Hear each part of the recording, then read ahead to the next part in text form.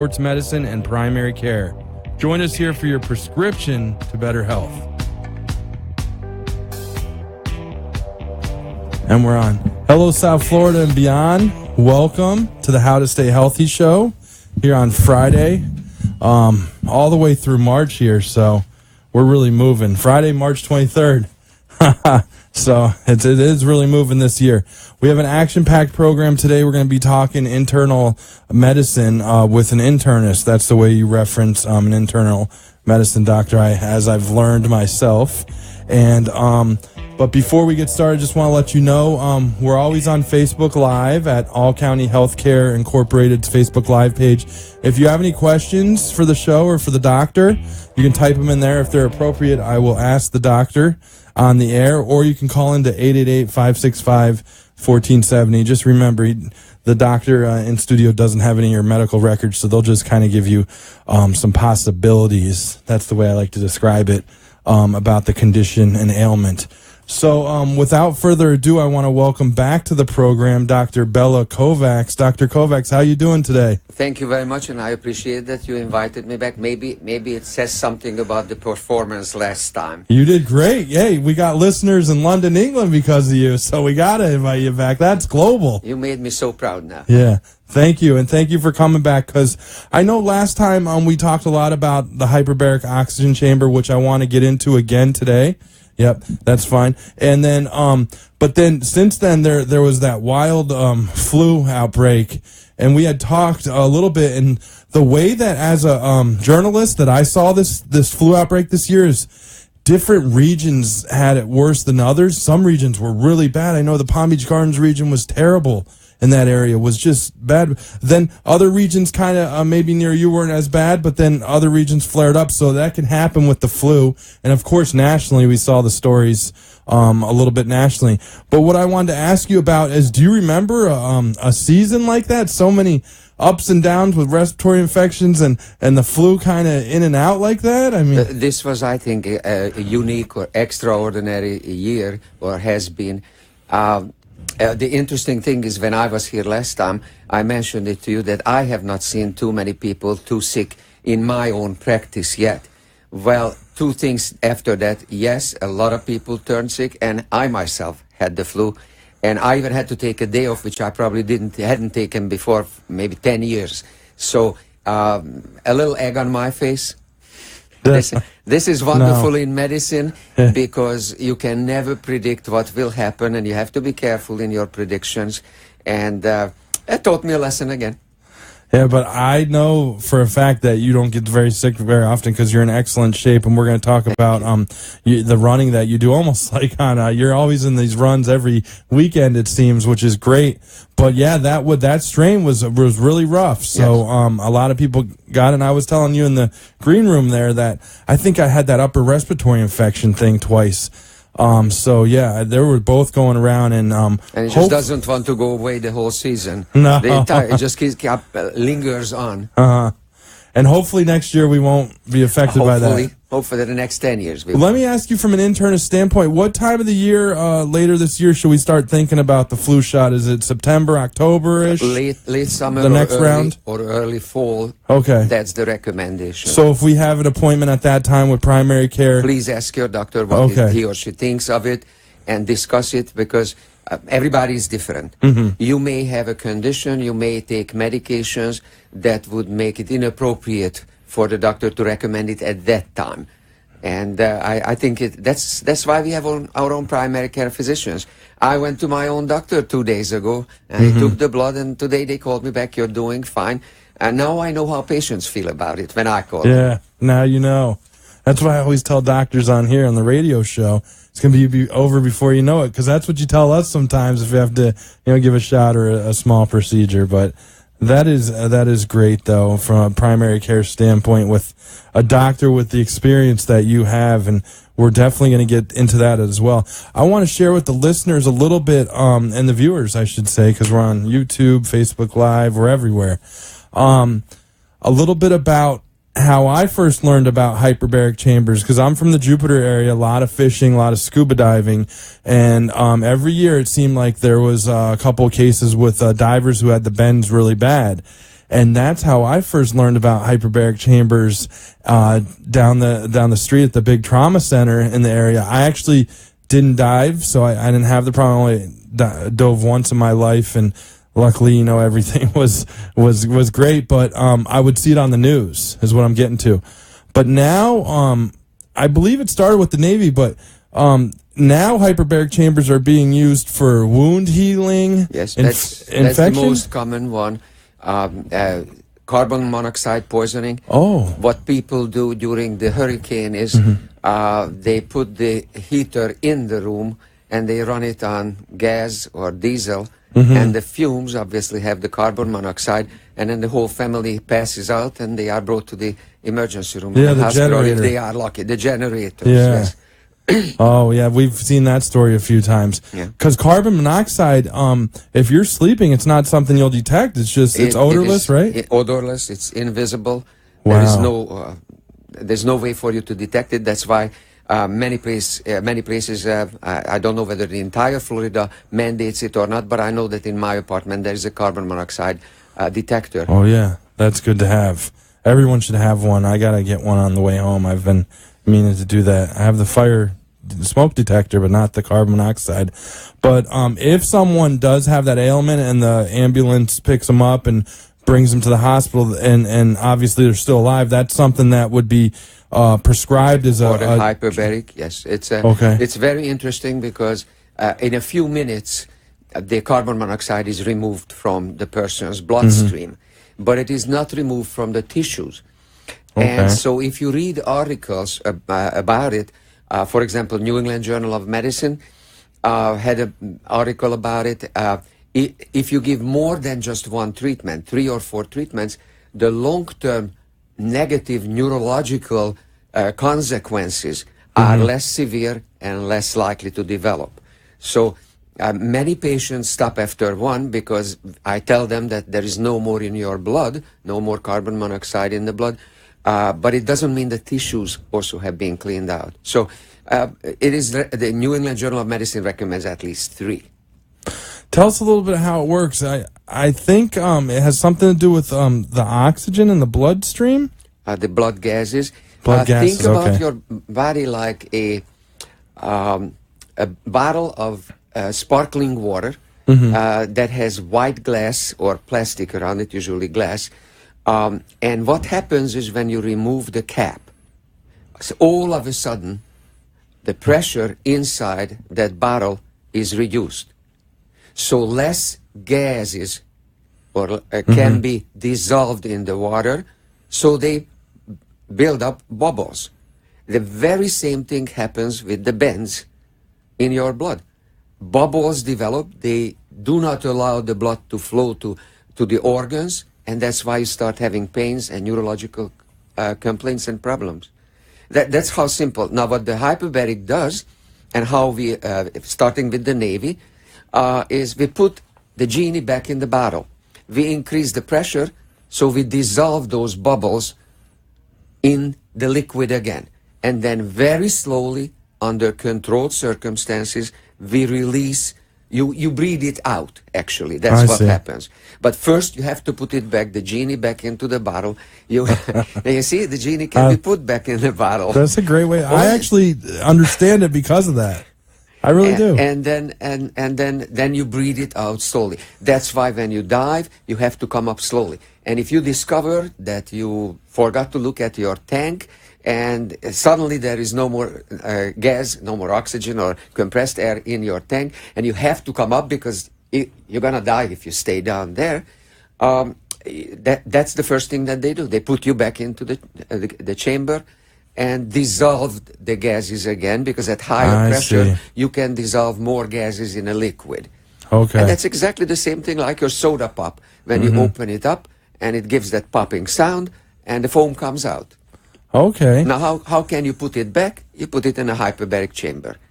Oh, I do understand it now. And I see on the screen, your 24-hour service. So if anyone has any friends or family, this hypothetically, if this happens, this weekend, give Dr. Kovacs a call, 954-484-1111. And you actually, as a doctor, prescribe a treatment to the hyperbaric chamber? The patient obviously would have to be brought to the emergency room. I do not recommend anybody, himself or herself, to bring a person in. Just dial 911. Okay. The patient comes to the hospital, and the hospital has the chamber, and there is a technician on call. And the emergency room doctors, some of them are hyperbaric certified, and they know what has to be done.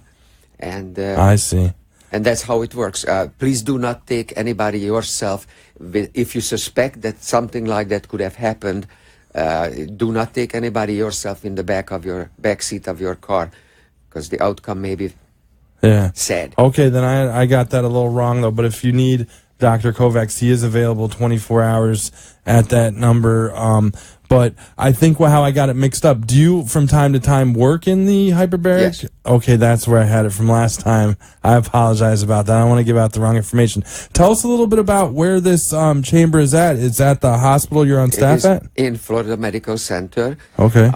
And it's just a very neat little machine. It's a tubular structure. The whole body goes in.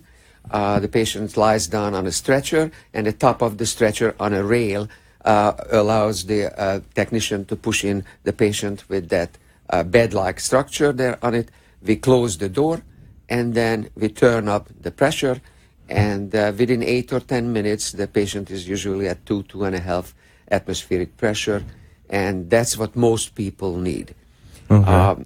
Some patients with carbon monoxide may need more, usually up to 3 atmosphere. There are patients who cannot tolerate it or cannot tolerate it well when the pressure goes up, so it takes a longer time. And then there are techniques that the technician can tell the patient to try. Your ears usually pop. It's very similar when you fly on an airplane. The inside of the airplane is obviously pressurized, because at 35,000 foot elevation, there's practically no pressure and no oxygen anyhow. So the airline is usually, or the airplane is usually pressurized at 8,000 foot level. So your eardrum feels the difference between the middle ear inside and the outer pressure in the cabin. And that's why when you fly, you may have earache. And that's why it is recommended that if you have an upper respiratory infection, you probably should not fly unless it's very important for you to do, or ask your doctor to give something like a decongestant that allows that pressure gradient to disappear. And I don't want to go into the details how it works. That was a great explanation, though. I always wondered why. That's what you feel in the airplane. That's exactly the same that you would feel in the hyperbaric chamber.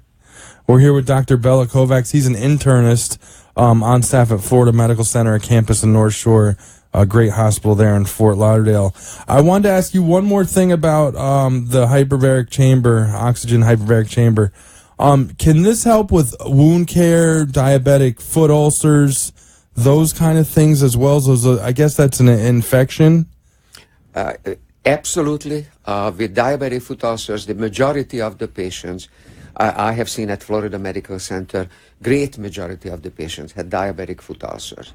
And I personally would like to recommend to everybody who is diabetic, and either the primary care doctor or an infectious disease doctor, an orthopedic doctor, a podiatrist, a foot doctor, tells him, her, that the person has a diabetic foot ulcer. Usually the most common site is the ball of the foot, where the midfoot meets the base of the toes. And if the patient has that problem, I would very warmly recommend to consider going for a hyperbaric evaluation. It doesn't necessarily mean the person needs it. It doesn't mean the person is able to get it. There are contraindications. A pregnant woman, for example, couldn't get it.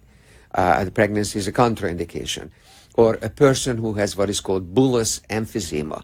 Emphysema is a lung problem, usually develops from smoking. That person it would be dangerous for that person to go into that pressure, because when the pressure is reduced, those air chambers in the lung may rupture, and that person may end up with a pneumothorax, which means a collapsed lung, and that would be a potentially life-threatening problem. So nothing is automatic. I would like to recommend that those patients go for an evaluation without any commitment of doing anything, just acquiring the knowledge and the advice of someone who knows the issues. That's great, and it's the Hyperbaric Oxygen Chamber at Florida Medical Center campus in North Shore in Fort Lauderdale. I believe the website is floridamedicalctr.com, and you can get more information there. Dr. Kovacs is listed there if you want to click in the physician finder, or I'm going to give out his info here a few more times during the broadcast. We're going to take a quick commercial break. On the other side, talk to Dr. Kovacs a little bit about his experience. He worked at 2 nursing homes, and that's important because they got a huge geriatric population as well. And I want to talk to him a little bit about talking to an internist before starting a weight loss program on the How to Stay Healthy show.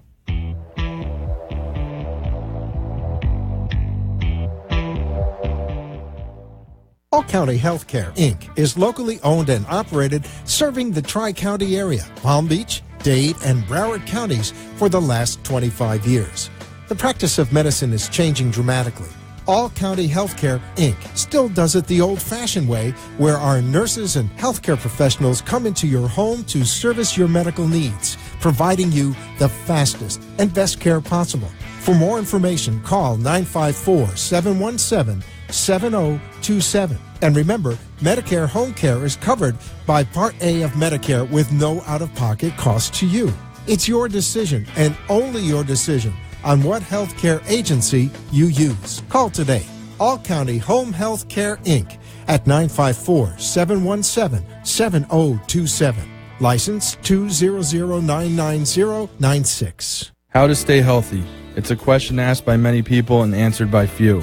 On How to Stay Healthy with David DePino, I'm going to bring you the latest in health news by interviewing top doctors from South Florida and around the world. Tune in on Fridays at 5:30 p.m. right here on WWNN Radio 95.3 FM and 1470 AM, the Health and Wealth Network, to hear the latest health treatments and my curveball question of the hobbies and passions in life doctors pursue when not providing medicine. And now back to How to Stay Healthy, your weekly doctor's interview and prescription to better health. Hello, South Florida and beyond, and we're back with Dr. Bela Kovacs. He's an internist, so internal medicine in Fort Lauderdale. His number, I'm going to give it out a few times. Well, Dr. Kovacs, you go ahead and give it out because I misplaced your card there. It's an easy number, 954-484-1111. Thank you for doing that. I appreciate it. I want to talk to you because you treat, obviously, as a primary care, you treat patients of pretty much all ages, adult ages, right? Yes. So you have a unique experience of medical director at 2 nursing homes, so you've dealt with the geriatric population. That is great experience to have because, as everyone knows in South Florida, we have a very large geriatric population because I think it has a lot to do with the weather. People come down because, you could tell me if that's true or not, but I think that's great experience. Now I've been here in Florida for 35 years now because of the weather. Exactly because of the weather. Yeah, because I've been here my whole life, so I don't know anything else, but I don't want to leave, to be honest with you. Great place. Now, tell us a little bit also, let's kind of do a scenario. We were talking on the phone. So if a patient has a broken hip, we were kind of talking, as they're discharged from the hospital, there's a plan that should go on. Obviously, they're going to go back to their primary care, but sometimes there's rehabilitation, there's home health, there can be assisted living. I think kind of what your background was in for years and years ago, as the medical director at 2 nursing homes. Physical therapy, there's all kinds of things. And then you were telling me on the phone, it's going to be a little different for someone 25 years old and who's a football player versus someone who's 84 and just broke their hip, may have osteoporosis, right? Absolutely. It's very interesting. And I would like to mention it that I have learned over the years that there is a system, in spite of what many people say, and the system is designed very well to work for the patient.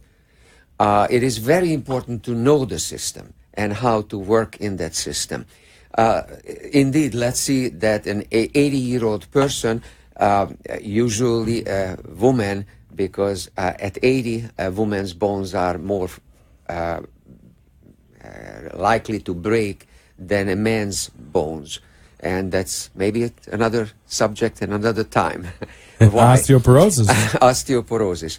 And a woman falls at 80-year-old woman and breaks a hip. Comes to the hospital. Let's suppose she's lucky and she doesn't need a total hip replacement, which is a much bigger operation, just needs 2 or 3 screws put into the hip. And that's a much smaller operation. The incision line is smaller, the trauma is less, and the hospital stay doesn't require such a length as it would be in the other instance. So then where can that person go? Now, it depends on the circumstances. The most likely scenario is that the doctor who admitted the patient would recommend rehabilitation. Now, where would the rehabilitation take place? The highest level of rehabilitation would be in a rehab hospital. For example, Health South Sunrise Rehab Hospital in Sunrise, or St. Anthony's, St. John's at very close to Florida Medical Center, just east of 441 on Oakland Park Boulevard. And these are places that require that the person be able to work 2 hours very hard every day, and a little less on the weekends, but every day. I don't know whether an 80-year-old person would be immediately qualified for this, because maybe the 80-year-old person was not physically very fit. So then comes the next possibility, a skilled nursing facility. Nursing homes have usually 2 different type of patients. One is custodial patients who live their entire life there because they need care to that degree, and maybe their family members are not able to stay home and do that work themselves. And the other is the rehab area, which is skilled nursing facility. They give you physical therapy 1 hour a day usually, and maybe not on the weekend. So most 80-year-olds would be qualified for this skilled nursing facility. Now then, after a few weeks, when the wound has healed, the person is able to walk. There is physical therapy, for example. You know, physical therapy is given for the lower extremities, and occupational therapy is given for the upper extremities. And then there is speech therapy. So a person had a stroke, the person needs lower extremity, upper extremity, and speech therapy. But with a hip, usually just physical therapy. And then when the patient is doing well, the patient can go home, either alone or with family members, and home care would be involved, and they continue the rehabilitation at home for a while. Or the person can go back to an assisted living where the person originally lived. Or if the person did not live in an assisted living but lived alone at home, I would recommend to that person to consider living in an assisted living facility. And there are assisted living facilities of every kind, from not too very expensive to really expensive. Mm-hmm. And there are different levels in an assisted living facility, how much help that person needs. And then let's suppose at the end everything turns out all right, and the patient goes home and is rehabilitated, drives the car again, goes to Publix again, and goes to the beach, hopefully. Quality of life. That's what you want to get the patient to. Yep, that's why we're down here. So, but that was a great explanation, because there's different paths people have to take mattering on the ailment that they may have suffered, or the injury, I should say. So to have a great primary care doctor like you involved with the process, that's great, and the hospital as well. But it's good to know there's different avenues, and that there's a plan. And you guys are experts, the system. The system is set up for the patient, and it does work. Okay, that's great to know. I'm going to turn it a little bit. I'm actually a yo-yo dieter. I am. I'm going to admit it. Never lost the weight from football, playing football, American football. But thing is, though, I've finally kind of found a plan that worked. Should I talk to my primary care before starting a weight loss program? And if so, why? We always hear that maybe on a commercial or something. Always talk to your doctor before starting a weight loss program. Why? It depends if it has to do only with diet itself, what kind of food you eat, how much food you eat. or it also involves some kind of physical activity, increased level of physical activity. I personally think that this is a great subject to discuss when you go to your doctor. Now, should you go to a doctor every month or every 3 months if you're 20 years old and healthy and you don't have any problem? Probably not. No. Should you go to a doctor every 3 months if you're 80-year-old? Probably yes. Okay. Now, in between, there is a whole variety of patients, and there are young people who are not doing well, and then there are older people who are in fabulous condition. So, yes, I would talk to my doctor, and I would discuss a couple of things. How much fluid, how much would be, or should be my, or what should be my fluid intake? You don't want to get dehydrated. You don't want to have electrolyte imbalance. So that's important. What type of food should I have? Does it help you if you lose all your muscle mass because you are not eating protein? No, it is probably not very good for you. Should you eat a lot of carbohydrate if you're diabetic? No, you should not.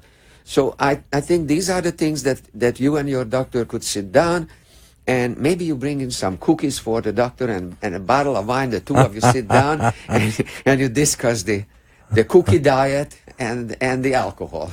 Yeah, which I know you have to watch, but that was very gracious, though. I got to say that.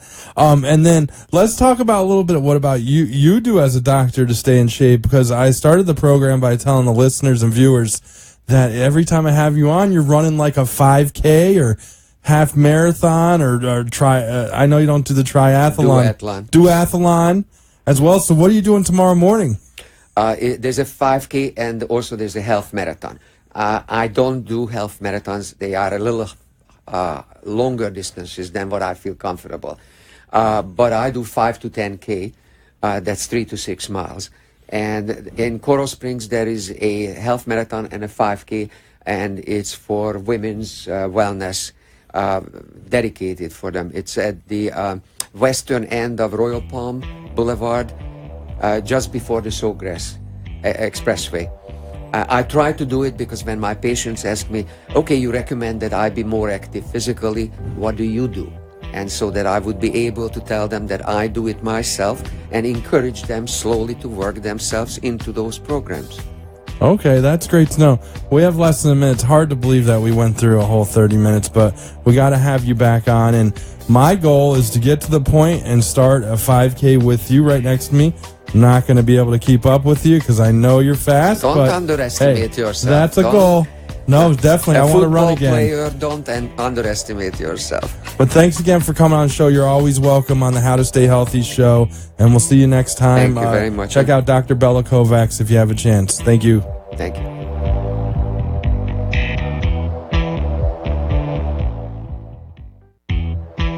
For a prescription to better health from the top doctors in the medical fields of cardiology, neurology, orthopedics, sports medicine, and primary care, join us each week on the How to Stay Healthy show.